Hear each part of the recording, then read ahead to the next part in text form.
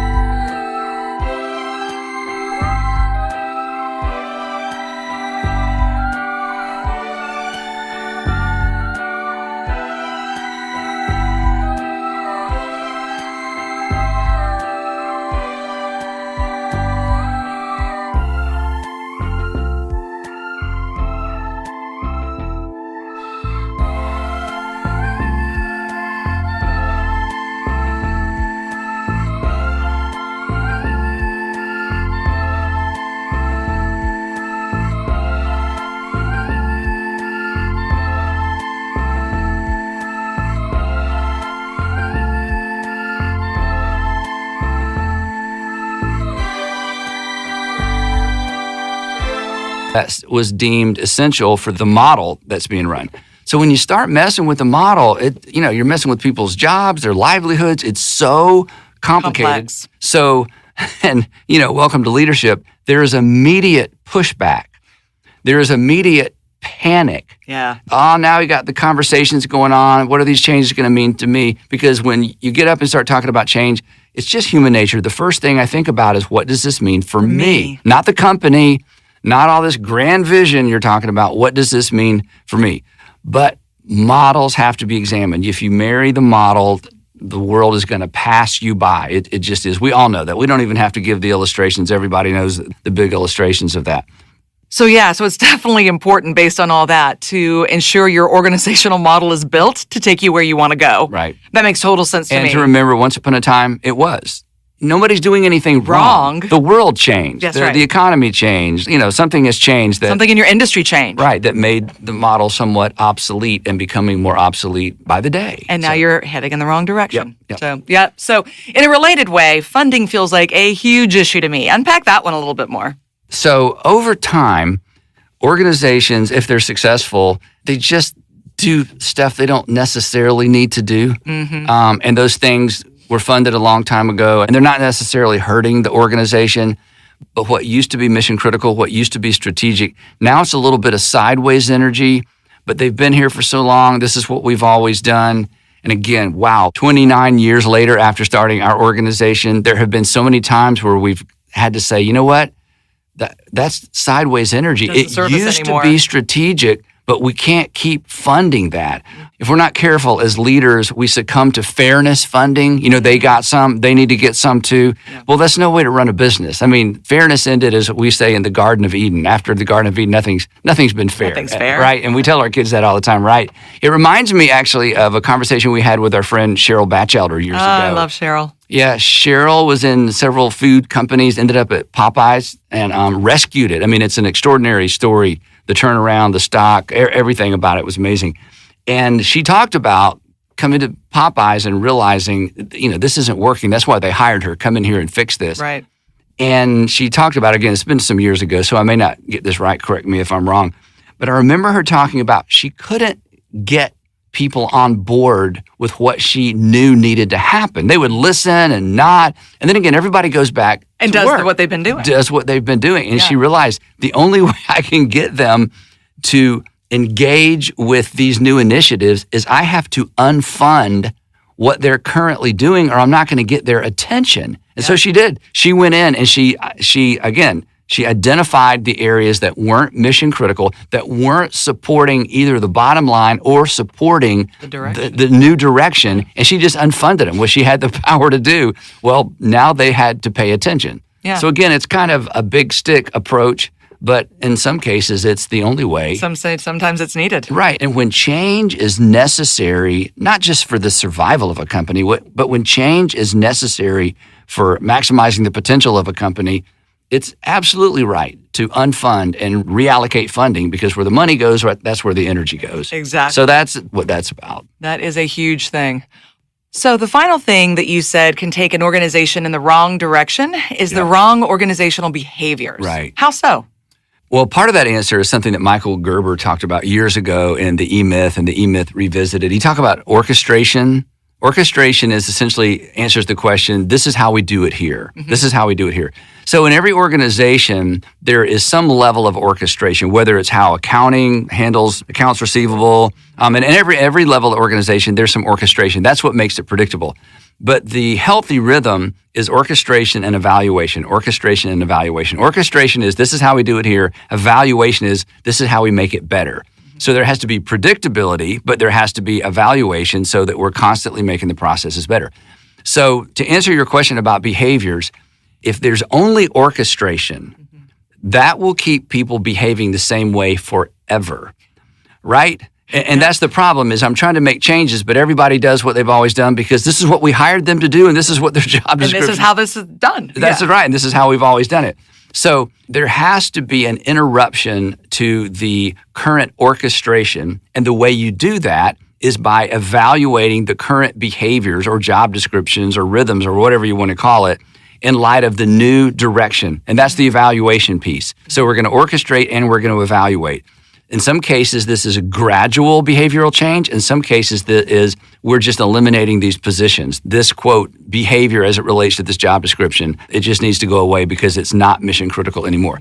So that's one level of behaviors. But the other level that has to be examined, it goes back to what I said a while ago. I think any leader or leadership team can sit down and answer the question, what are the general behaviors that if everybody in this organization would embrace these 5 or 6 or 8 things, would begin not just moving us in a better direction, but would actually begin moving us in the direction we've chosen. Mm-hmm. That's such a healthy discussion. And then to teach those, and if you really wanted to drop it down a level, and this is what we did, we came up with these 6 behaviors, and then we attached a question, because a question is dynamic. So for example, one of our behaviors is make it better. It's one of my favorite ones, make it better. Regardless of where you work, you're going to make it better. So, okay, that's interesting, make it better. But then the question attached is, are you making things better? Well, I am or I'm not. I mean, I know the answer to the question.